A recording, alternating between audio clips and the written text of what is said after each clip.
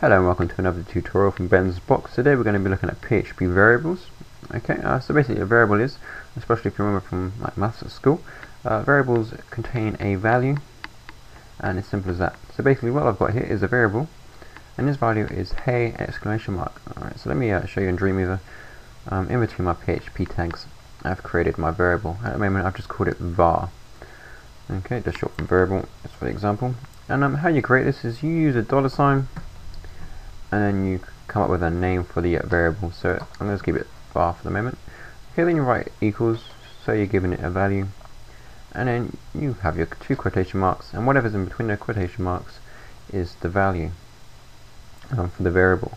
Okay, and then just as we looked at hopefully in the previous tutorial, I think it was the print and echo, and I've just printed out the variable here just so you can see what the variable actually stands for.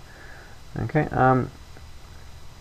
this example seems pretty pointless because it's probably just as easy to write hey exclamation mark just in print. Okay, so if we just change this just slightly, that's that. Okay, if we just print this 2 times, I know it seems pretty pointless, but just to show you something. Okay, so we've got hey on 2 separate lines.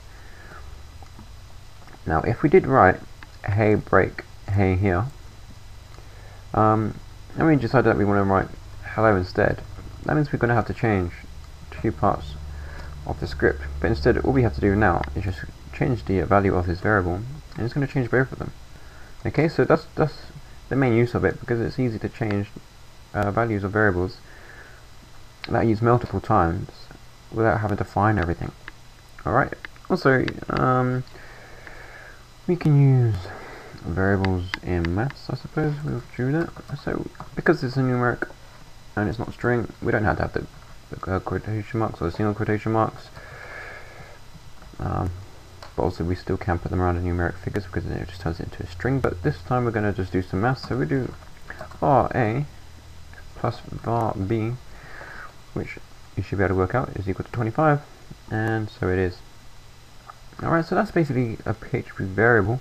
And just to quickly cover it again, all you have to do to create it is $, come up with a name for the variable, use the equals so we set a value for the variable.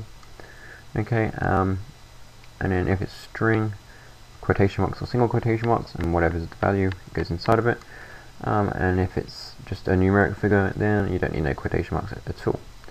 Okay, so that's a PHP variable, very simple, but they're used every time pretty much, I would imagine, when you write a PHP script. It's the easiest way, especially the most easiest way if you want to change things and mess around with things, a bit of trial and error. Okay, but that is it for this tutorial, so thank you for watching.